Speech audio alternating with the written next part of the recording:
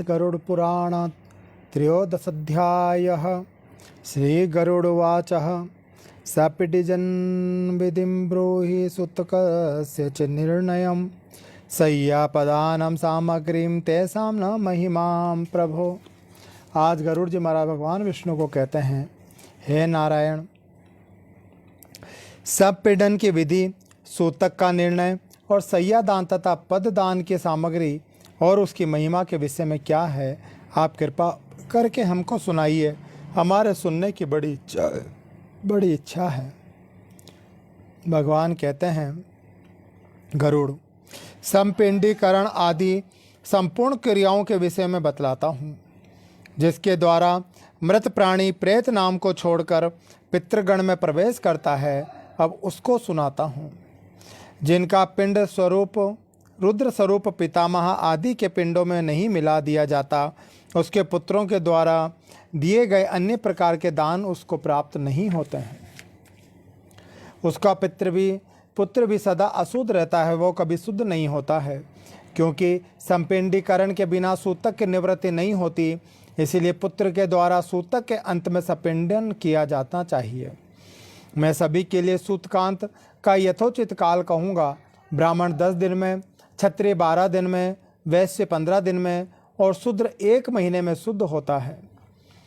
प्रेत संबंधी सूतक में सपिंडी 10 दिन में शुद्ध होते हैं। कुल के लोग 3 रात में शुद्ध हो जाते हैं और गोत्र के लोग स्नान करने मात्र से ही शुद्ध हो जाते हैं। चौथी पीढ़ी तक के बांधव 10 रात में, 5वीं पीढ़ी के लोग 6 रात में, 6ठी पीढ़ी के 4 दिन में और 7वीं पीढ़ी के 3 दिन में, 8वीं पीढ़ी के 1 दिन में और 9वीं पीढ़ी के 2 पहर तथा 10वीं पीढ़ी के लोग स्नान मात्र से ही मरना सोच और जनना सोच से शुद्ध हो जाते हैं। देशांतर में गया हुआ कोई व्यक्ति अपने कुल के जनना सोच या मरना सोच के विषय में समाचार 10 दिन के अंदर सुनता है, तो 10 रात्रि बीत जाने में जितना समय शेष रहता है, उतने समय के लिए उसे असोच होता है। 10 दिन बीत जाने के बाद और 1 वर्ष के पहले तक ऐसा समाचार मिलने पर 3 रात तक असोच रहता है। 1 वर्ष बीत जाने पर समाचार मिलते ही स्नान करने से शुद्धि हो जाती है।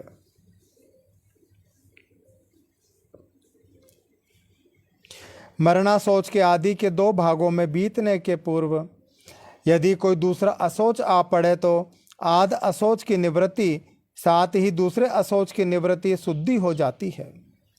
किसी बालक के दांत निकलने तक या दांत निकलने से पूर्व मृत्यु हो जाने पर, अर्थात उसके अंतिम संस्कार के बाद स्नान करने पर, मुंडन हो जाने पर 1 रात, व्रत बंद होने पर 3 रात और व्रत बंद के पश्चात मृत्यु होने पर 10 रात का असोच होता है। जब किसी भी वर्ण की कन्या की मृत्यु जन्म से लेकर 27 मास के अंदर हो जाती है, तो सभी वर्णों में सामान्य रूप से असोच की निवृत्ति हो जाती है।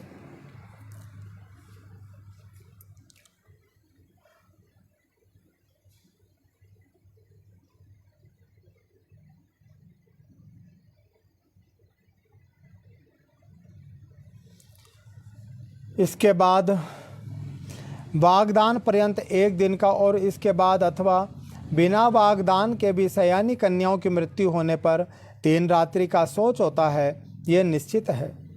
वागदान के अंतर कन्या की मृत्यु होने पर पितृकुल और वरकुल दोनों को 3 दिन का तथा कन्यादान हो जाने पर केवल पति के ही कुल का शौच अवस्था प्राप्त होती है। 6 मास के अंदर गर्भस्राव हो जाने पर जितने माह का गर्भ होता है, उतने ही दिनों में शुद्धि होती है। इसके पश्चात 6 माह के बाद गर्भस्राव हो तो उस स्त्री को अपनी जाति के अनुरूप असोच होता है। गर्भपात होने पर सपिंडी की स्नानोत्तर शुद्धि हो जाती है, यानी स्नान करने से ही शुद्धि हो जाती है। कलयुग में जनना सोच और मरना सोच के से सभी वर्णों की 10 दिन में शुद्धि हो जाती है, ऐसा शास्त्र का निर्णय है।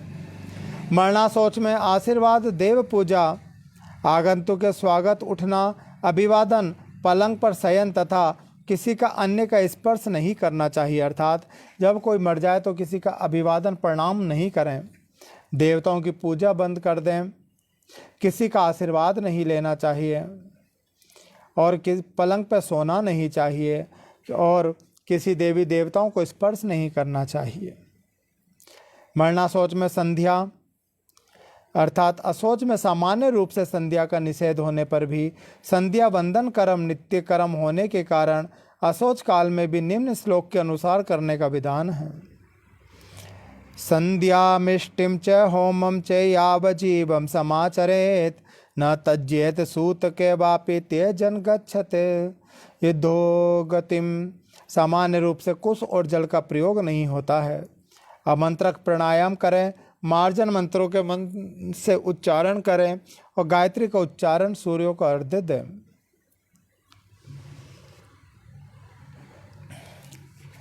इसके बाद दान, जप, होम, स्व अध्याय, पितृतर्पण, ब्राह्मण भोज एवं व्रत नहीं करना चाहिए। जो व्यक्ति सूतक के में नित्य निमित्त के कार्य काम कर्म करता है उसके द्वारा पहले किए गए नित्य नैमित्तिक आदि कर्म विनष्ट हो जाते हैं। वृत्ति, मंत्र, पुत्र, अग्निहोत्री, ब्राह्मण, ब्राह्मणिष्ठ, यति और राजा इन्हें सूतक कभी प्राप्त नहीं होता है। विवाह, उत्सव अथवा यज्ञ में मरणोशौच हो जाने पर उस अशौच की प्रवृत्ति के पूर्व बनाया हुआ अन्न भोजन करने योग्य होता है, ऐसा मनु कहते हैं। सूतक न जाने के कारण जो व्यक्ति सूतक वाले घर में अनादि कुछ ग्रहण करता है तो वो दोषी नहीं होता है, किंतु याचक को देने वाला दाता दोष का भागी होता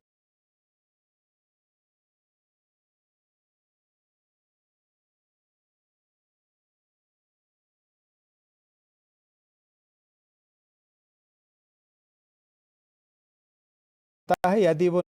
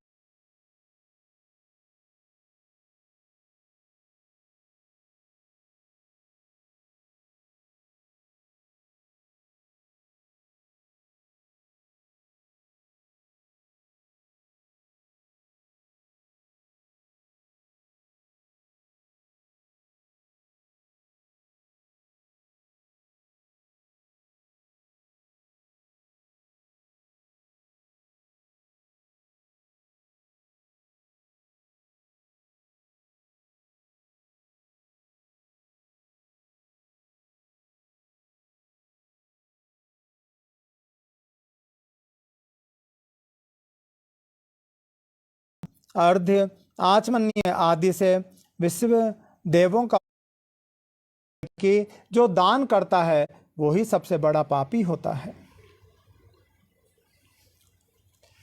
इसीलिए सूतक के शुद्धि प्राप्त करने के लिए पिता का सपिंडन श्राद्ध करना चाहिए, तभी वह मृतक पितृगणों के साथ पितृलोक में जाता है।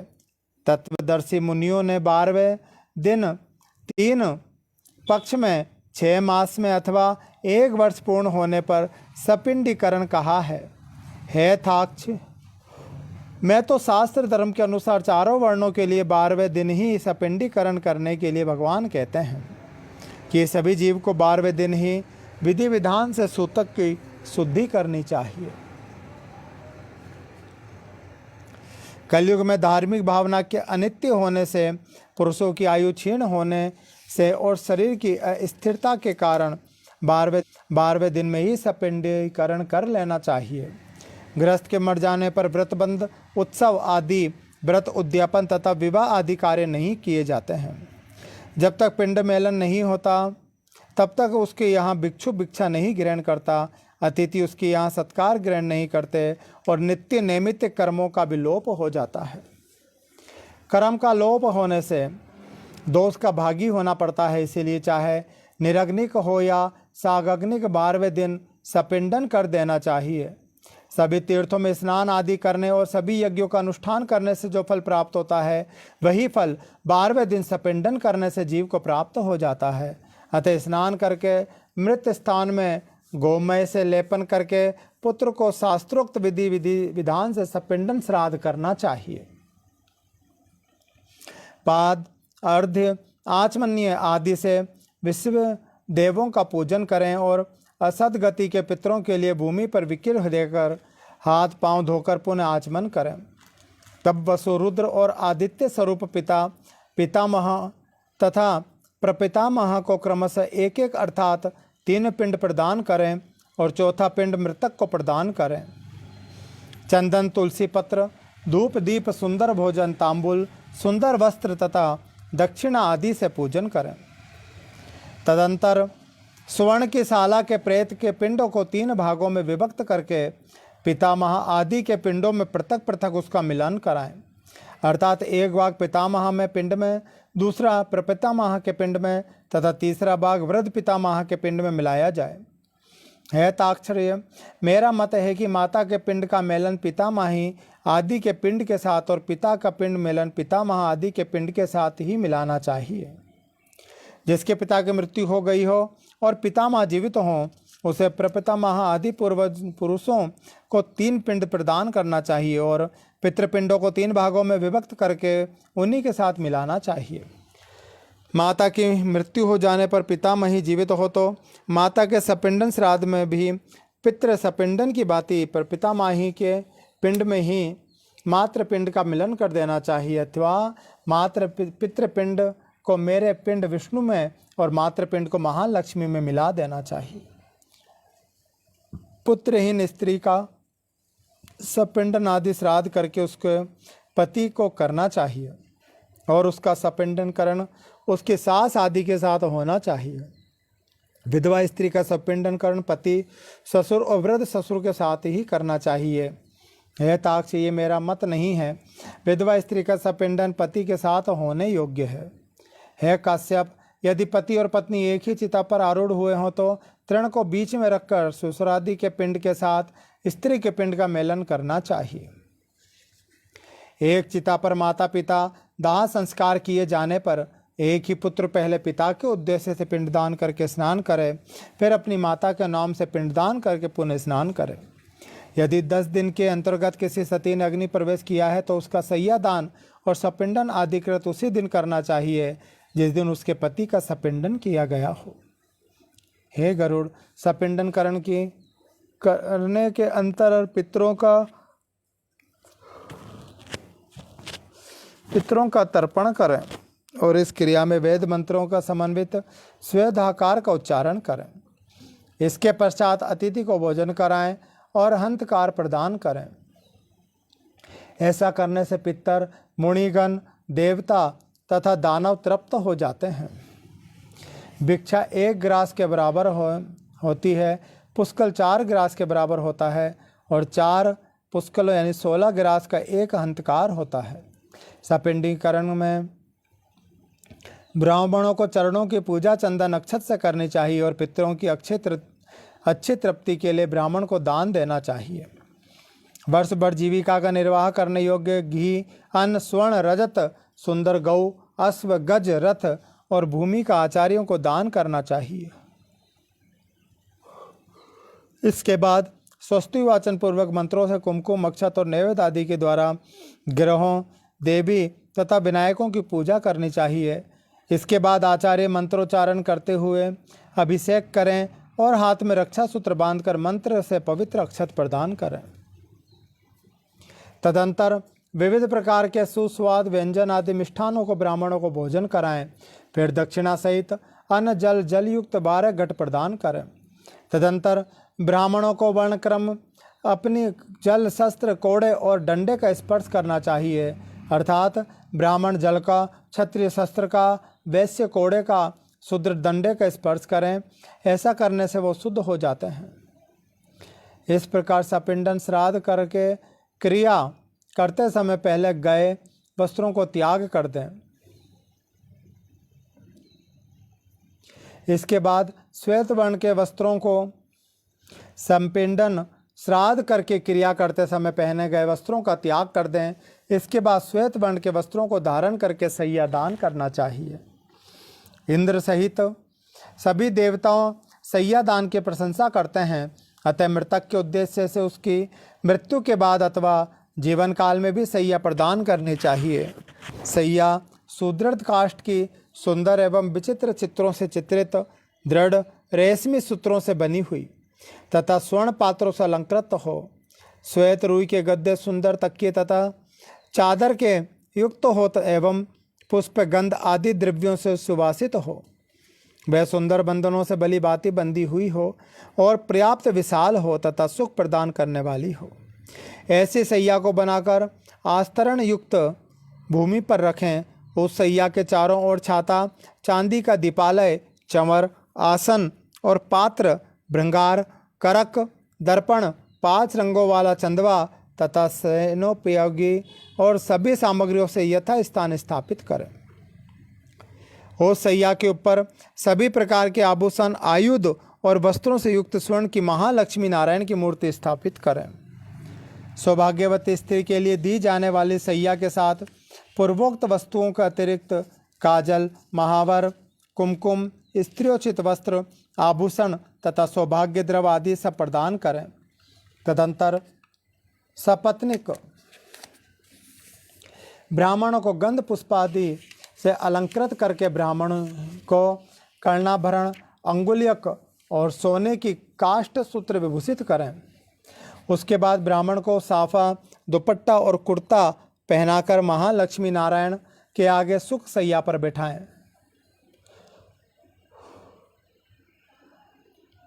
कुमकुम और पुष्पमाला आदि से महालक्ष्मी और नारायण की भली भांति पूजा करें। तदंतर लोकपाल, नवग्रह, देवी और विनायक की पूजा करें। उत्तराभिमुख होकर अंजलि से पुष्प लेकर ब्राह्मण के समान स्थित होकर इस मंत्र का उच्चारण करें। यथा कृष्ण तुदयास्ति सैया सिरोद सागरे तथा भूयाद सुनियेयम मम जन्मनि जन्मनि। हे कृष्ण, जैसे क्षीर सागर में आपकी सैया है, वैसे ही जन्म जन्मांतर में भी मेरी सैया सूनी कभी नहीं हो। इससे प्रार्थना करके विप्र और महालक्ष्मी नारायण को पुष्पांजलि चढ़ाकर संकल्प उपस्कर के साथ व्रतोपदेशक ब्रह्मवादी गुरु को सैया दान दें और कहें कि हे ब्राह्मण, इस सैया को ग्रहण करो।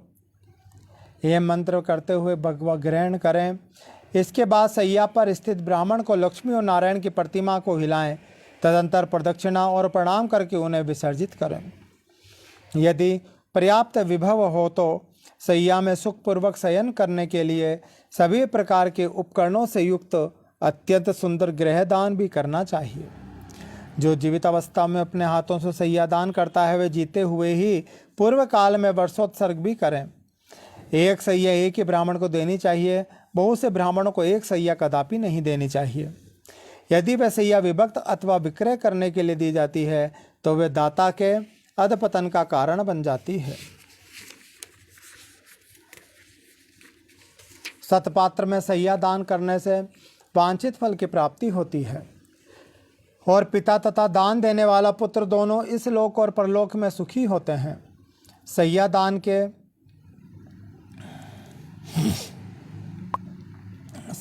के प्रताप से दाता दिव्य इंद्रलोक में अथवा सूर्यपुत्र यम के लोक में पहुंचता है, इसमें संशय नहीं है। श्रेष्ठ विमान पर आरूढ़ होकर अप्सरा गणों से सेवित दाता प्रलय पर्यंत आंतक रहित होकर स्वर्ग में स्थित रहता है। सभी तीर्थों में, सभी नदियों, पर्वतों में जो भी पुण्य काल में किए जाते हैं, उन सभी से अधिक पुण्य सैया दान से प्राप्त होता है। इस प्रकार पुत्र को सैया दान करके पददान देना चाहिए। पददान के विषय में तुम्हें बताता हूँ, सुनो। छाता, जूता, वस्त्र, अंगूठी, कमंडल, आसन तथा पंचपात्र, ये 7 वस्तुएं पद कही गई है। दंड, तामपात्र, कच्चा अन्न भोजन, अर्घ्यपात्र, यज्ञोपवीत को मिलाकर पद की संपूर्णता होती है। इस प्रकार शक्ति के अनुसार 13 पददानों की व्यवस्था करके 12वें दिन 13 ब्राह्मणों को पददान करना चाहिए। इस पददान से धार्मिक पुरुष सद्गति को प्राप्त होता है। यम मार्ग में गए हुए जीवों के लिए पददान सुख प्रदान करने वाला होता है। वहाँ यम मार्ग में अत्यंत प्रचंड धाम होता है जिससे मनुष्य जलता है। छत्र दान करने से उसके सिर पर सुंदर छाया हो जाती है। जो जूता दान करते हैं वे अत्यंत कंटकाकीर्ण यमलोक के मार्ग में अवश्य अश्व पर चढ़कर जाते हैं। हे खेचर, वहाँ शीत गर्मी और वायु से अत्यंत घोर कष्ट मिलता है। वस्त्र दान के प्रभाव से जीव सुखपूर्वक उस मार्ग को तय कर लेता है। यम के मार्ग में महाभयंकर और विकराल तथा काले और पीले वर्ण के यमदूत मुद्रिका प्रदान करने से जीव को पीड़ा नहीं देते हैं।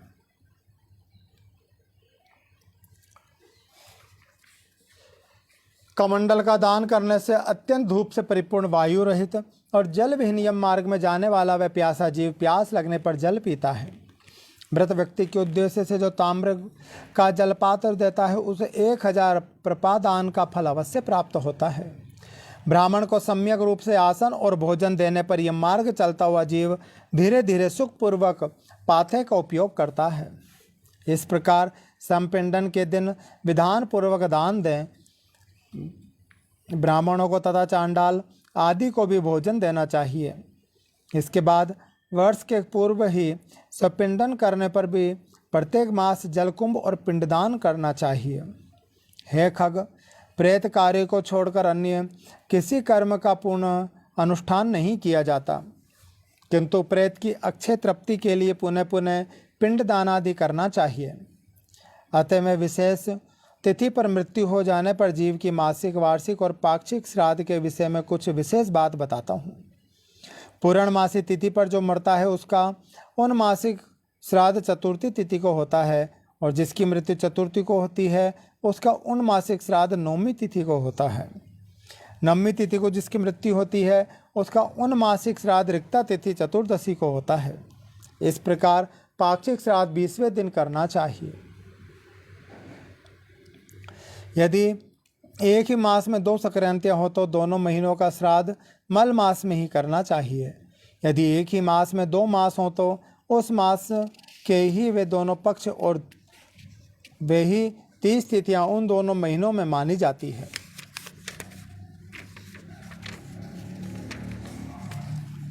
मल मास में पड़ने वाले उन दोनों मासों के विषय में विद्वानों की ये व्यवस्था सोचनी चाहिए कि श्राद्ध तिथि के दिन के पूर्वार्ध में प्रथम मास का श्राद्ध करें और द्वितीयार्ध में दूसरे मास का श्राद्ध करें। हे खग, संक्रांति रहित मास में भी सपिंडीकरण तथा मासिक तथा प्रथम वार्षिक श्राद्ध करना चाहिए। यदि वर्ष पूर्ण होने के मध्यम में अधिमास आ जाता है तो 13 महीना पूर्ण होने के अंतरण प्रेत का वार्षिक श्राद्ध करना चाहिए। संक्रांत रहित मास में पिंड रहित श्राद्ध और संक्रांति युक्त मास में पिंड युक्त श्राद्ध करना चाहिए। इस प्रकार वार्षिक श्राद्ध को दोनों ही मासों में करना चाहिए। इस प्रकार वर्ष पूर्ण होने पर वार्षिक श्राद्ध करना चाहिए और वार्षिक श्राद्ध की तिथि को विशेष रूप से ब्राह्मणों को भोजन कराना चाहिए। 1 वर्ष पूर्ण हो जाने पर श्राद्ध में हमेशा 3 पिंडदान देना चाहिए। एकोदिष्ट श्राद्ध नहीं करना चाहिए, ऐसा करने वाला पितृघातक होता है। तीर्थ श्राद्ध, गया श्राद्ध तथा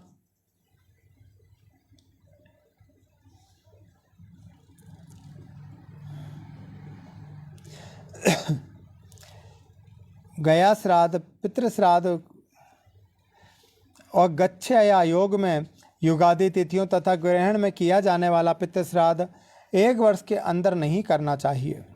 हे खगेश्वर, पितृभक्ति से प्रेरित होकर के पुत्र को 1 वर्ष के अंतर ही गया श्राद्ध करना चाहिए। गया श्राद्ध करने से पितृ भव सागर से मुक्त हो जाते हैं और भगवान गदाधर की कृपा से परम गति को प्राप्त होते हैं। तुलसी की मंजरी से भगवान विष्णु की पादुका का पूजन करना चाहिए और उसके आल वाल आदि तीर्थों में यथाक्रम पिंडदान करना चाहिए। जो व्यक्ति गया सिर में समी के पत्ते के समान प्रमाण वाले पिंड देता है वह 7 गोत्रों में 101 पुरुषों का उद्धार करता है। कुल को आनंदित करने वाला जो पुत्र गया में जाकर श्राद्ध करता है, पितरों को तुष्टि देने के कारण उसका जन्म सफल हो जाता है। हे खगेश्वर, यह सुना जाता है कि देव पितरों ने मनु के पुत्र इक्ष्वाकु को कलापर्वन में ये कथा सुनाई थी। क्या हमारे कुल में ऐसे कोई सन्मार्गगामी पुत्र होंगे जो गया में जाकर आदरपूर्वक हम लोगों को पिंड प्रदान करे? हे गरुड़, इस प्रकार जो पुत्र पितरों की परलोक संबंधी क्रिया को करता है वह सुखी होकर कौशिक के पुत्रों की भांति मुक्त हो जाता है।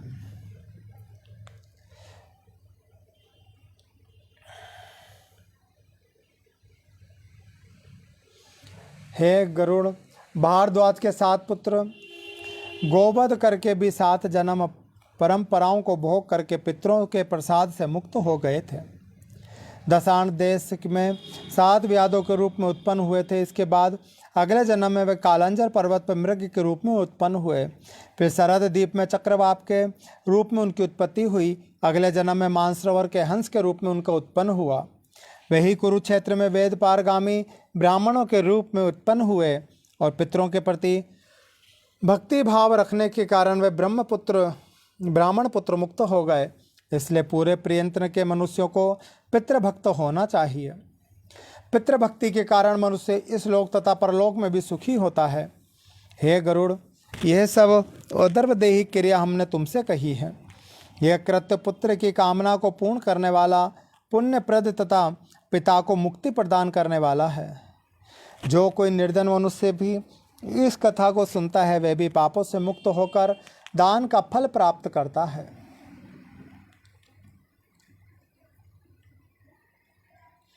जो मनुष्य भगवान विष्णु के कहे गए श्राद्ध एवं दानों का विधान पूर्वक करता है और गरुड़ जी की कथा को सुनता है, अब उसके फल को भगवान कहते हैं। पिता उसको सत्पुत्र प्रदान करता है, पितामह उसे गोधन देते हैं, उसके प्रपितामह उसे बहुविध धन संपत्ति प्रदान करते हैं और वृद्ध पितामह विपुल अन्न आदि प्रदान करते हैं। इस प्रकार श्राद्ध से तृप्त होकर सभी पितर पुत्र से वांछित फल देते हैं और धर्म मार्ग में धर्मराज के प्रसाद में जाकर वे धर्मराज की सभा में आदरपूर्वक विराजमान होते हैं। सूत जी कहते हैं, इस प्रकार विष्णु जी औदर्भदेही श्राद्ध दानादि विषय मातम को सुनकर गरुड़ जी को बड़ी प्रसन्नता हुई। इति श्री गरुड़ पुराण सरोद्धार सपिंड नादि सर्व कर्म निरूपणम नाम 13 अध्याय। बोले वैकुंठनाथ भगवान की जय।